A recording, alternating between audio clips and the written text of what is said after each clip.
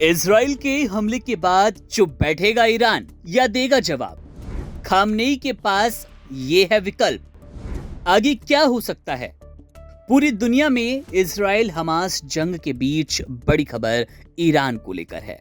दरअसल इजराइल और ईरान के बीच 26 अक्टूबर से आधिकारिक तौर पर जंग शुरू हो गई। पहली बार इजराइल ने ईरान पर लिए किसी एक्शन को स्वीकार लिया और ईरान ने भी इजरायली हमले में नुकसान होने की बात कबूल ली। इजराइल ने ईरान पर शनिवार को सटीक और विनाशक हमले किए, जिसमें तेहरान और अन्य स्थानों पर कई सैन्य ठिकानों को निशाना बनाया गया।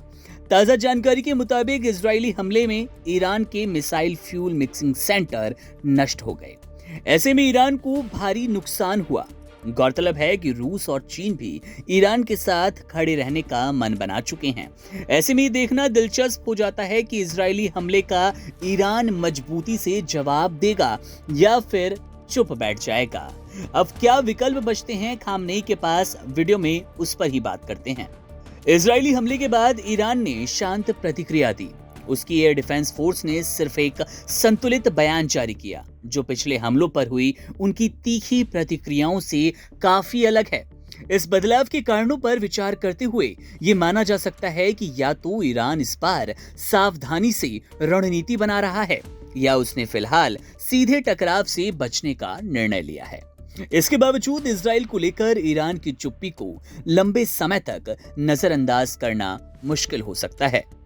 यहाँ सवाल ये बनता है कि इन हमलों से इजराइल के किस मकसद की पूर्ति होती है? ईरान के सैन्य और राजनीतिक ढांचे को कमजोर करना इसमें एक बड़ा बिंदु है।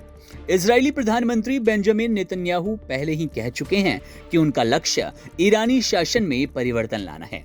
इजरायली रक्षा मंत्री योव गैलेंट ने भी इस अभियान को अस्तित्व की लड़ाई करार दिया, जहां इजराइल का इरादा ईरान को सैन्य और राजनीतिक रूप से कमजोर करना है।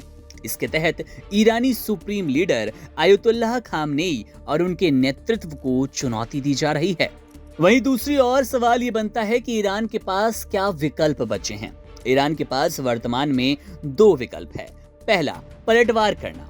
ईरान इजराइल के खिलाफ सशक्त पलटवार कर सकता है, जिसके लिए उसके पास मजबूत सैन्य संसाधन है। हालांकि इससे जंग का दायरा और बढ़ जाएगा। दूसरा विकल्प है कूटनीतिक और गुप्त प्रतिक्रिया। अगर ईरान खुलेआम हमला नहीं करना चाहता तो वो गुप्त रूप से हमले या कूटनीतिक उपायों का सहारा ले सकता है। ये इजराइल के अंदरूनी विरोधियों और अंतर्राष्ट्रीय समुदाय के माध्यम से दबाव बढ़ाने की कोशिश कर सकता है। अब इसी बीच खबर इसको लेकर तेज है कि खामनेई जल्द ही कोई बड़ा फैसला ले सकते हैं। इसके कयास बहुत ज्यादा लगाए जा रहे हैं। पिछले 4 दशक से ईरान के केंद्र में वहां के supreme leader Ayatollah Ali Khamenei हैं। हमास नेता इस्माइल हानिया और याह्या सिनवार हो या फिर हिजबुल्लाह लीडर नसरल्लाह, इजराइल ने अपने इंतकाम के नाम पर इन सबको मार डाला। इजराइल के टारगेट पर अब ईरानी सुप्रीम लीडर खामनेई हैं। इजराइल स्पष्ट कर चुका है कि वे तब तक नहीं रुकेगा जब तक ईरान के वर्तमान शासन को हटा नहीं देता। ईरान इस बात को बखूबी समझ रहा है और अपनी सुरक्षा के लिए हर एक विकल्प पर विचार कर रहा है।